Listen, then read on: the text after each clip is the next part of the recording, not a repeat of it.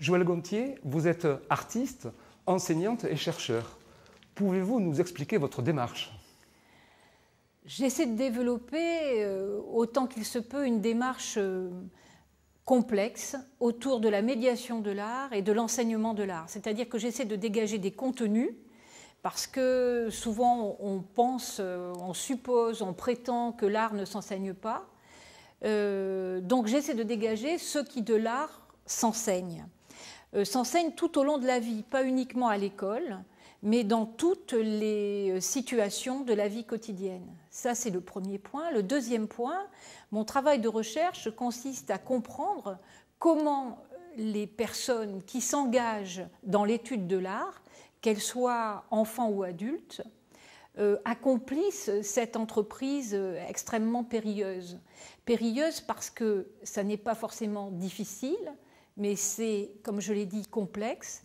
Et donc, j'essaie de démêler un petit peu les liens qui se tissent entre la pratique la plus, je dirais, directe avec l'art, c'est-à-dire le contact avec des œuvres, la pratique plastique, et les contacts indirects, c'est-à-dire ceux qui sont liés à la vie en société. À partir de cette année, tous les enseignants doivent enseigner l'histoire des arts. Quels conseils pourriez-vous leur donner?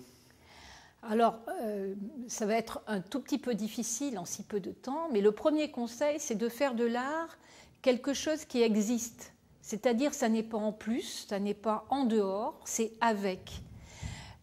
Souvent, on pense que enseigner l'art, c'est faire une projection de diapositive, réaliser un atelier de peinture, par exemple, ou aller au musée, ou rencontrer un artiste. Et en dehors de ces figures que je dirais un petit peu imposées, on ne voit pas comment aborder l'art. Or, je pense que dans toutes sortes d'activités, y compris en mathématiques, en français, dans l'apprentissage de l'écriture, de la lecture, il y a de quoi faire, établir des liens avec l'art. Donc, le conseil que je donnerais, c'est une certaine vigilance, c'est-à-dire qu'il y a peut-être plus d'occasions de faire de l'art qu'il ne le suppose. D'autre part, d'avoir confiance, parce que souvent les enseignants se pensent un petit peu disqualifiés, pensent qu'il faut être spécialiste ou artiste pour avoir un rapport à l'art. Or, l'art, avant tout, c'est une interrogation sur ce qui pourrait être étrange, ce qui pourrait sembler inaccoutumé. Donc ça, c'est d'une part être curieux. Voilà, la première chose qu'il y aurait à voir, c'est être curieux. Deuxièmement, c'est accepter d'être inventif. Parce que souvent encore, on ne se sent pas tout à fait à même de le faire. On se dit qu'il faut suivre des pratiques qui ont été confirmées par d'autres. Et là, on a inventé. Et le dernier conseil que je donnerais, c'est de faire confiance aux enfants. C'est-à-dire que les enfants peuvent comprendre qu'on ne sait pas tout. Les enfants peuvent comprendre que nous-mêmes, on a à apprendre. Et c'est peut-être le meilleur moyen de valider ce qu'est l'école. Alors Joëlle Gontier, vous êtes assise au milieu de tout un tas d'objets et je me demande bien à quoi cela va servir. Je suis assise au milieu d'une collection. Peut-être que là, je suis un peu dans le rôle de l'artiste qui expose une collection, qui expose une installation d'objets que j'ai sélectionnés parce que précisément, ce sont des objets qui entourent souvent les enfants quand ils sont petits. Ça pourrait être rangé dans une chambre, ça pourrait être dans une maison ordinaire. Et en fait, j'ai repéré qu'avec ces objets, on pouvait parler du rapport à l'art.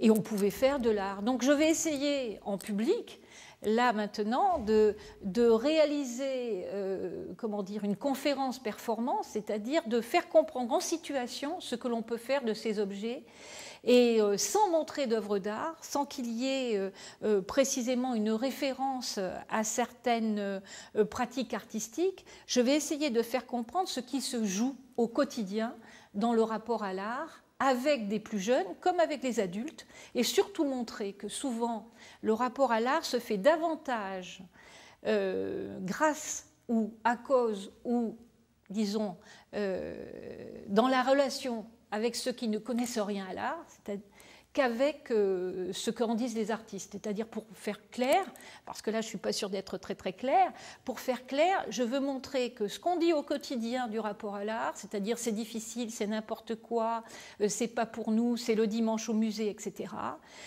influe vraiment d'une manière massive sur les représentations qu'en ont ensuite les enfants et donc les adultes que nous devenons. Et donc j'essaie, dans une certaine mesure, de tenter de déplacer ce type de représentation avec des objets du quotidien.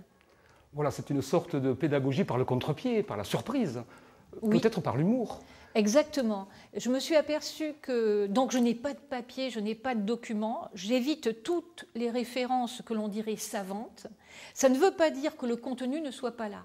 Simplement, comme j'essaie de travailler sur la médiation de l'art et de trouver d'autres formes, j'ai mis au point ce type de conférence-performance de manière à ce que les personnes ne soient pas sur la défensive, mais soient en sympathie avec ce qui se passe et quelque part se reconnaissent. En fait, quand je dis que je vais parler des enfants, et la conférence s'intitule « Comment l'art vient aux enfants », en fait, je parle des adultes. Je parle des adultes, nous avons tous été enfants, nous avons tous été élèves, et ce passé, ce passif, je dirais, pour beaucoup, joue dans le rapport à l'art. Et donc j'essaie de faire comprendre ce qui va pouvoir être déplacé, peut-être pas ici et maintenant, mais dans les semaines qui viennent ou dans les mois qui viennent, grâce à une autre perception des choses, un autre regard porté, et sur nos pratiques et sur les objets. Et il est bien probable que certains objets ne soient plus regardés comme avant. Par exemple, le canard en plastique ou certaines grenouilles. Eh bien, évidemment, après cette mise en place, comment dire, en situation et en réflexion, eh bien, il est probable que quand on les croise de nouveau dans une classe ou dans sa maison, eh bien, on puisse réactualiser ou prolonger cette réflexion sur l'art. J'ai l'impression à vous entendre que l'art est partout, il s'agit de le voir. L'art, il s'agit de le voir, il s'agit surtout de le créer, c'est-à-dire que souvent, et y compris dans les textes actuels, on pense que la pratique de l'art est le fait d'artistes et le fait d'autres personnes que nous. Et on se relègue trop souvent et trop rapidement dans le rôle de spectateur, dans le rôle parfois même de consommateur culturel. Or, ce que j'essaie de dynamiser, de créer, c'est une situation où on s'autorise à une pratique de l'art qui ne sera peut-être pas celle des artistes les plus célébrés actuellement, mais une pratique de la démarche artistique qui soit aussi fréquente et aussi, je dirais, spontanée, entre guillemets, que celle du langage. C'est-à-dire on s'autorise à parler, même si on n'est pas Rimbaud, si on n'est pas Victor Hugo, si on n'est pas Philippe Solers ou d'autres auteurs que l'on connaît bien, on s'autorise à parler, on échange et on peut même tenir des discussions philosophiques sans être philosophe ou développer des images poétiques sans être poète, alors que lorsqu'il est question en particulier d'art plastique ou même de musique, on dit « je ne suis pas artiste, donc je m'arrête là, je laisse à d'autres le chemin à faire ». Et donc moi je dis « mais non, on peut accompagner, on peut tenter des choses, on peut essayer de faire fonctionner ça, pourquoi tout d'un coup on abdiquerait complètement ce domaine-là ». C'est comme si on se sentait, comment dire, disqualifié, comme j'ai dit tout à l'heure, et j'aimerais beaucoup que l'on reconquiert ce territoire. J'aimerais beaucoup que l'on voit que ce territoire est un territoire partagé et que le dialogue qui s'engage est un dialogue qui vaut le coup d'être engagé. Et pour donner un exemple concret, actuellement à la Bibliothèque nationale de France, c'est pour ça que j'ai proposé un projet qui s'appelle Pensée détachée, qui a été accepté et qui est soutenu par la Bibliothèque nationale de France. Et ce projet a pour objectif de réunir aussi bien le personnel que les lecteurs, que les visiteurs de la Bibliothèque nationale de France et de leur proposer de laisser une mémoire de leur lecture. Et une mémoire plastique, c'est-à-dire pas forcément un texte.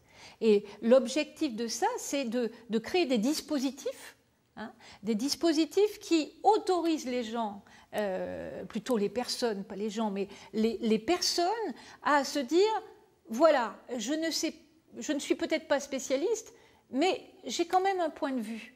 Et je peux tenter quelque chose et je peux apprendre. Parce qu'évidemment, sans apprentissage, le chemin est impossible.